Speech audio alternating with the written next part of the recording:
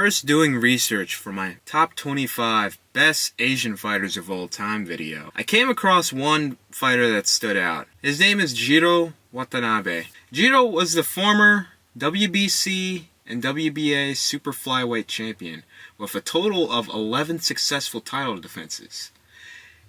He retired quite early in his professional career, only fighting for 7 years with a record of 26-2 with 17 knockouts. After retiring from boxing fully, Jiro went on to the Yakuza life.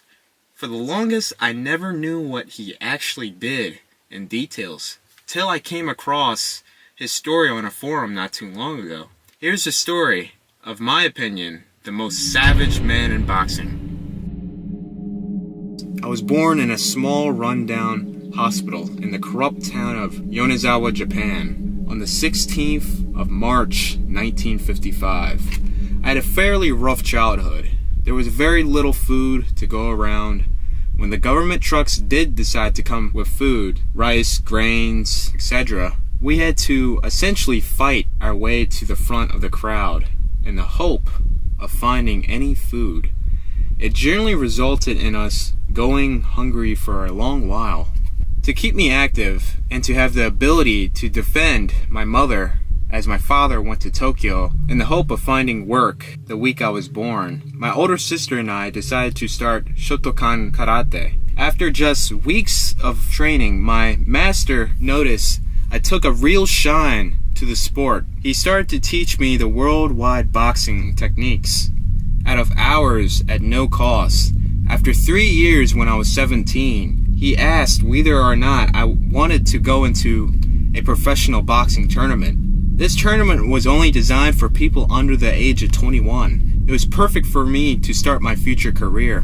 Years later, after winning many tournaments and leagues, I had many sponsors and a load of money. I made sure my mother and sister had more than enough money to live the life they both deserve. I continued boxing until I was 31 in 1990. I decided to live a quiet life in the tropical area of Okinawa. I had a nice life there, at least for a while. In 1999, I was arrested for two things. I blackmailed some debtors to my import business to give me 200% of what they owed to me by the end of the week, or else I would kill or beat them the fuck to death. The other reason was for giving a gun to a friend who was later convicted of murder. The gun was traced back to me. 3 years later, in 2002, the prison I was in had a bomb attack carried out by the Yakuza. I was able to get out and swim to a nearby island where I met multiple members of the Yakuza. I stuck around with them for months. I got to meet loads of people and generally socialize with loads of great people. One thing led to another, and I ended up banging this receptionist chick who worked at one of their cover sites. A cover site is an illegal money printing location. By this point, I was practically a member of the mafia because I was known by most who carried out a fair amount of the assassinations in my local area. My most important target was Ito. I was successful with that job later that week. I was formally invited into their organization and became an official member. However odd it may seem, a life as a hitman is great. I never look back, and I never will. One morning, I was rudely woken up by a member because a new contract came in. I peered at the front of the envelope to see what sadistic fuck I had to put down next. I saw Miss Watanabe, the same name as my mother. Upon opening the letter, my worst fears were confirmed. I was given the orders to kill my mother. All the proof was there. No one should have to do this. No one. Days of solitude. Later, I decided to confront my superiors about my personal involvement with this contract, something I regret to this day. My mafia boss explained to me that with the money I gave her, she moved to Tokyo and entered the black market. She was selling people. Most of these people were kidnapped from the local mafias. The highest bidder would win. This occupation would not have been an issue, well, that was until she decided to kidnap, detain, torture, drug, and then sell nearly 30 Yakuza operatives. The images her organization released even made me gag. She had a very unique way of torturing and killing people. The only phrase that can be used to describe her technique is spit roasted alive. I spent days seeking alternative endings to this contract. Maybe I could make contact with her, give her all the money she needs, and send her to some small village in Switzerland to hide for the rest of her life. Nothing would work. This was the hardest decision of my life. I knew what had to be done. I could never leave the Yakuza, and if I were to betray them, they'd send someone after me.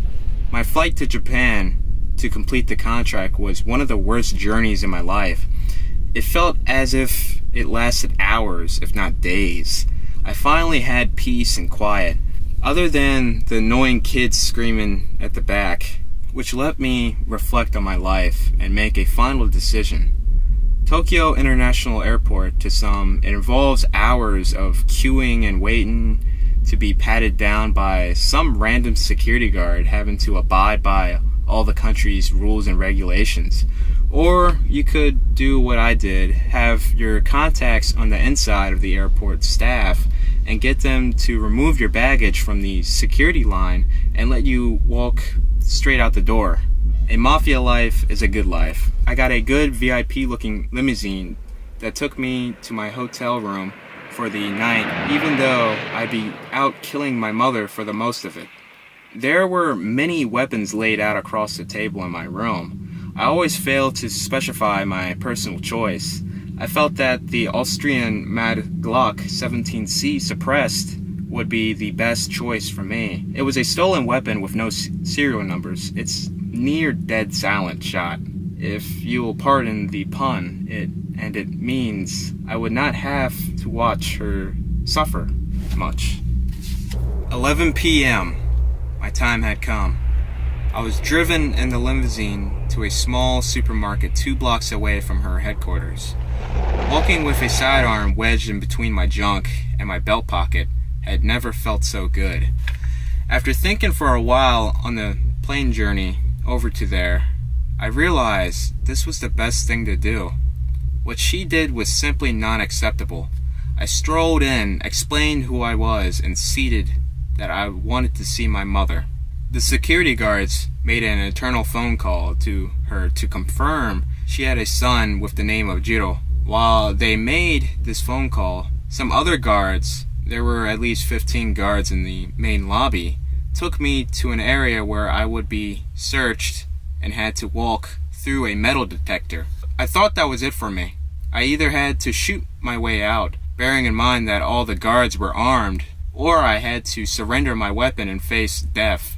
As I was about to start the painstakingly slow process of the pat-down search, my mother came barging through the doors and ordered the guards to release me and let me through without the security check.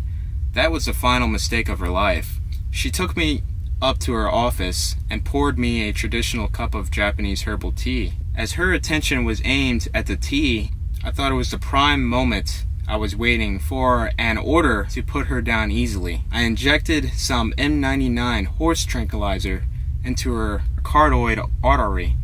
She was knocked out real good. I sat her motionless body in the desk chair, placed her hands on the keyboard, and prepared myself physically and emotionally. I placed the gun at the back of the chair, facing the back of her head, and fired once. I then turned and shot through the laminated glass window to make it look like the shot originated from the opposite building. She was dead now. My job was done. The only thing left was for me to escape, perhaps the most complicated part. To pull this off, I had to let some real emotions kick in. I made myself cry and make it seem very distressed.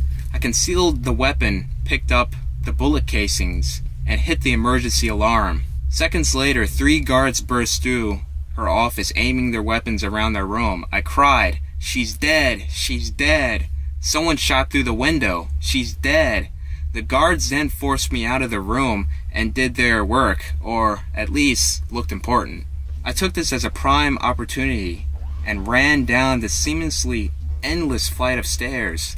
Still looking panicked, I ran into the lobby again and shouted, "She's dead! She's dead! Everyone hide!" This put everyone in the lobby into a confused form of mayhem. I ran outside and got into the first cab I saw. My destination, the airport. At the airport, I ditched the gun in some poor girl's hand luggage. I purchased the first ticket. This ticket was to Chinaris. The end.